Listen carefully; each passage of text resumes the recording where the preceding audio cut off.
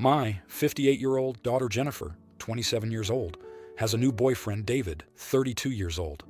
Last week, they came to dinner unexpectedly. I cooked an Asian dish. Unknown to me at the time, David has some major food preferences, not allergies or a special diet, just things he doesn't eat. He hadn't wanted to stay, apparently. He had said so earlier in the day, but Jennifer forgot. He didn't say anything when Jennifer asked if they could stay. When I served the food, he looked at it like it was poison, pushed it away, and said, "I'm not eating this." Then he left without her knowing. My daughter was stunned and upset. They had a huge fight over his rude behavior and him leaving her there. A week later, they made up. He seems to have convinced her that it was her fault for staying for dinner, even though she knew about his food preferences. She felt bad for not considering his preferences, but told him his behavior was not okay and that he should have communicated with her before dinner. Now, here is where I come in. My birthday is coming up, and my son is flying in from out of state. So I really want the whole family to be there. I had already chosen the restaurant I want to go to for dinner on my birthday. It's a Chinese restaurant that my family all enjoys. I am assuming that David will not eat there since he had such a problem with my Asian food. He said rice is a big turnoff for him. I could change the restaurant, there is time, but I really don't want to. They have only been dating for a couple of months, and he was very rude to me in my home. He hasn't apologized to me. I told Jennifer about my plans, and she said he probably won't come. I asked if she would still come, or if she is going to choose to stay with him. She said she would come, but I suspect he will pressure her to not come. Part of me wants to push it to show my daughter what she has in store for her future if she stays in this relationship, but the other part wants to not upset anyone. Am I the idiot if I don't change the restaurant? Now here are the comments. Comment 1. Not the idiot, not the a-hole. It's one thing to be picky, but it's another thing to be so rude about it. Calling your food crap is where he automatically became the a-hole. I thought he was just being anxious before, but saying something like that crossed the line. Honestly, it's great to be accommodating, but also don't change your plans. I think you're right. It's probably better that she gets woken up to his behavior sooner rather than later. The longer you get trapped with someone, the harder it is to leave. That being said, be careful not to accidentally drive a wedge between yourself and your daughter. Be diplomatic and reasonable. Support your daughter emotionally through this. Toxic partners have the most power when they convince people that it's just them against the world together and that no one else will support them. Comment 2. Not the idiot. He's being abusive, insulting, and controlling. Him leaving her stranded there without saying a word is a huge red flag for abuse. He will undoubtedly be trying to get her to distance herself from you, other family, and friends. Are you Asian? And he's trying to bully your Asian daughter into never eating Asian food again? That's not just abusive, that's racist fetish behavior. Comment 3. Not the idiot. It's your birthday. You get to pick the restaurant. It should be where you want to go. You're in a tender spot, though. Making your daughter feel like she has to choose is an easy path to alienation and isolation. That said, I wouldn't do anything to accommodate an idiot like him. Now, for the next story. My husband picks me up from work at night some days. Yesterday, I noticed we weren't going home, and when I asked, he said we're going to dinner at his family's. I was so exhausted from work, and I also dislike some of his family members, LOL. So I got really angry that he didn't ask if I wanted to go, before promising his family we were, or at least giving me a heads up. Instead of apologizing, he argued that I was being dramatic. So naturally, I got dramatic for real. And as soon as we arrived at their driveway, I called an Uber and left. He said I was being disrespectful and embarrassing myself in front of his family. I don't care, but he's still pissed at me. So, Ada? Now here are the comments. Comment 1. So, your husband kidnaps you and drives to an unknown destination. He finally makes it clear that he's voluntold you eating at his family's. Escaping at your first chance was exactly the right thing to do. He needs to be clearly shown that he can't bully you into doing something you never agreed to. He embarrassed himself in front of his family by being unable to deliver what he promised. That's his own fault. Yes, you were disrespectful here. However, being disrespectful to someone whose actions deserve no respect is not a behavior. Not the idiot, and you're the one entitled to be pissed, not him. He should be thankful you took off in an Uber and not the car. Comment 2. I love all the comments in both agreement or disagreement alike. Very enlightening. Just want to clarify, as there seems to be some confusion on if I was going willingly or not. His family lives nearby, and the drive to their house is mostly the same as to mine, but a different freeway exit. I only noticed when this time came, so yes, I was in the car willingly, but I guessed we were going home like every night until I saw the exit we were taking. Maybe I was wrong for not asking ahead of time, who knows. Either way, keep the opinions coming. Comment 3. Not the idiot. He has poor communication skills, and he was not being respectful, especially after you worked all day. I had a husband like this, and we are now divorced. He began always making me feel like I was stupid, and it lowered my self-esteem, and lived like this for 15 years. I have remarried to a kind man. Just wish I got out earlier. Now for the next story. I, 22 female, recently started living with my boyfriend, M, 22. I hate sharing personal hygiene stuff. I have 2 different soaps for body and face and 3 towels, body, face, and hair. My boyfriend has 1 towel that he uses to dry, well, everything. It's gross to me. Anyway, he knows not to use my stuff. Today, I found him with the towel dedicated to my face wrapped around his waist. I was so grossed out and yelled at him for using it. He said he wanted to take a shower and couldn't find his. I am still mad and refusing to talk to him. He called me selfish and said I am acting like an AH over a towel, that it's not a big deal. Am I the idiot? Now here are the comments. Comment 1. Everyone sucks here. Yeah, he shouldn't use your towel.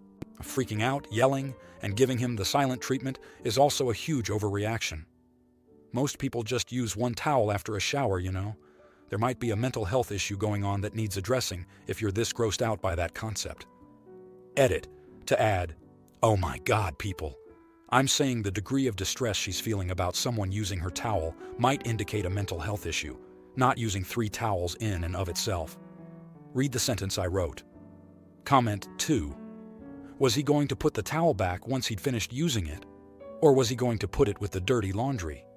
If he used it in a hurry because he forgot his, it's not such a big deal. He wasn't going to go out naked and get water everywhere, right? Just wash it. Just edit. Y'all are going too far talking about red flags and abuse, I swear. It's a damn towel and 2 immature adults, period. You're the idiot. Comment 3. Everyone sucks here. He should have respected your face towel. You are going way over the top by giving him the silent treatment. Both of y'all need to grow up. He needs to learn respect, and you need to learn communication skills. Now, for the next story. My 42 years old, best friend forever. 41 years old. Lives with her boyfriend and her 4 children. 20-year-old female, 17-year-old male, 13-year-old female, and 6-year-old male in a small 3-bedroom house. Her boyfriend is rather lazy and only works 30 hours a week. He spends the rest of his time sleeping or playing on his phone. I or my husband usually take care of any home or car maintenance. My best friend also works about 30 hours a week, but takes care of all the housework and childcare. They were both laid off during the COVID-19 pandemic and didn't pay any rent or save any money from stimulus funds. Instead, they spent it on unnecessary items. Once things started returning to normal, they began paying rent but ignored the 16 months they didn't pay. They continue to spend any extra money they have on unnecessary things. Recently, my best friend received an eviction notice giving her until the 15th of next month to move out. My husband and I have encouraged her to talk to the landlord, seek help from family, contact the county, and even seek legal aid. However, she has not taken any of these actions, and instead chooses to drink and ignore the situation. She mentioned the possibility of moving in with me and my family, husband, 17-year-old daughter, and 13-year-old son. As much as I would love to help her, I cannot. I am a neat freak, whereas she is not. My children regularly attend school, while her children often miss a lot of school. My 17-year-old daughter works a lot on top of going to school, while her 20-year-old daughter spends her days in bed smoking marijuana, which is legal here, and having guests over. Additionally, she has a large number of pets, specifically 13 dogs and 14 cats. I have my own hobby farm, and my animals are well taken care of and clean. On the other hand, her pets are not as well taken care of, and the house often has messes. So, would it make me a bad person to leave her, her family, and her pets homeless? I have offered to accompany her to talk to organizations, but she continues to ignore all suggestions. Comments. Comment 1. Not the idiot. She is extremely irresponsible, and you shouldn't have to deal with the consequences of her actions. She has options, but she chooses the easiest one for herself. Even if only the humans moved in with you, it would be chaotic, and I bet you and your husband would end up doing all the chores without any help. Also, having 13 dogs and 14 cats in a small apartment is insane. You cannot allow this person to intrude on your life any further than she already has. Her suggestion of moving in with you under these circumstances, when it's not even a last resort, is selfish. Comment 2. Not the idiot. You have already helped her by providing resources and options that she ignored. You cannot move in with me. Your options are to talk to these organizations and/or your landlord or vacate the premises. Additionally, having that many pets likely violates her lease, and if the landlord finds out, she could be evicted for that reason alone. Depending on local laws, it may also be against local codes without some kind of license. Comment 3. Not the idiot. You need to remember the phrase, "Not my circus, not my monkeys." Bah. This situation is not your responsibility. It's all on her and her boyfriend due to their poor planning, financial irresponsibility, and overall poor adulting. You don't have to take them in, and despite what she might think, that would be a disaster for everyone involved. Expect this to potentially be the end of your friendship, because she will likely blame you for everything when you say, "No, you can't move in here." Now, for the next story. I co-parent an 8-year-old boy, Noah, with his mom, Jessica. Noah's mom and I were never really together, but get along most of the time. She's currently seeing this guy named Greg, and it's serious enough to where he's moved in. I asked Jessica that I'd like to know more about Greg, and she said her relationships are none of my business. I said in this case it is because he's sharing a living space with my son. At the very least, I'd like to see a background check. She told me she's vetted him a long time ago, and I should accept her word that he's a good person. I said if he is a good guy and you vetted him, then share that information with me. I would 10,000% share that information with her if I was going to move in and significant other into the same space as our son. That is my way of assuring my son's mom that she has nothing to worry about. I think it's totally rational. Other than that, I don't care if she's dating a space alien. Literally, I couldn't care less. She refused, so I told her that I'll just hire a PI to make sure my son is safe while living in the same house with an adult who I know nothing about. She told me I was acting like a psycho. Edit. It doesn't matter if he's the boyfriend or roommate or cousin or Captain Crunch. I want to know who's living in the same home as my minor child. Now, here are the comments. Comment 1. You're the idiot. Her relationships are not your business. The way you write about her is coming across very aggressively. If you speak to her that way in person, it's not at all surprising that she is not willing to share her private life with you.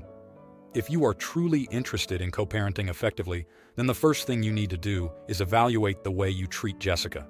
Comment 2. You're the idiot. Who she dates is her business, not yours. You have every right to talk to her about your son. You have no right to expect her to share information regarding her significant other. And you have absolutely no right to think you can veto her relationships. Your ability to control your son's environment only exists inside your home, not hers. Comment 3. You're the idiot. You aren't together and share a son. Yes, I understand you care for your son and his well-being, but he isn't only your son, and not your business who she is with. Unless there is a history you aren't sharing with drug use or a bad experience with your kid and her previous boyfriends. Now, for the next story. My 28-year-old male, sister, 24-year-old female, is getting married at the end of this month on the same day as my child's first birthday party. My wife scheduled it for this day because it's the only day certain family on her side can come. She also locked this date in before we knew her wedding would be then. My sister and I aren't close, but last year I had a major fallout with my parents, and am not on speaking terms with them. My parents have also never met my child. I made a point to sit down with my sister last year, while I was having problems with my parents, to make sure she knew I didn't have a problem with her. Since then, she's still kept me updated about major points in her life. She started dating the guy last September. He proposed in April. I had never met her fiancé when he proposed. I haven't been attending any family gatherings. So, in May, my sister asked if we could all go out to lunch. The whole thing was pretty normal first meeting type stuff, but otherwise not unpleasant. About halfway through, her fiancé got up to go to the restroom, and my sister asked if there was any chance that our parents could meet my child. I said that I didn't want to discuss that at that time. She got very quiet, and we tried to move on to other topics. She then asked if we would be going to her wedding. At this point, I had already been feeling conflicted about it because I didn't want to be the cause of any drama at her wedding. My wife said that she was sorry, but we had already planned our child's birthday for that day, so it wouldn't work. My sister seemed upset, but let it go, and we awkwardly finished lunch and left. My wife pointed out that it felt to her like the whole thing was just out of obligation, and that it seemed like my sister just wanted to ask those questions, and the rest was normal fluff. She also pointed out that my sister basically ignored our child the whole time, other than saying how big they've gotten, which is very out of character for her. She loves babies. I felt like I wanted to explain that I don't want to stir the pot and that I don't trust my parents to not do that if I show up. But since she seemed upset, I figured I should give her space. The next time I saw my sister and her fiancé was at my youngest sibling's baptism in July. I went by myself, since my youngest brother specifically asked me to come, and all they said was, "Hi, nice to see you," before walking away. Since then, my sister hasn't spoken to me at all, so I feel like I've offended her. I feel like an AH for not at least trying to go for a little and support her. I've also been trying to decide if I should get them a gift or if that would complicate things. I know I feel guilty anytime I find something my parents have given me, and I've even had to make myself get rid of some of the wedding gifts they gave us because I get too many mixed feelings. I don't want to put her in a similar position, but I feel like an AH for not doing something for them, or at least explaining myself. If you like this video, you'll probably like these too. Also, while you're here, please consider subscribing. It's your support that keeps this channel alive and allows me to make better and longer videos. Have a great day.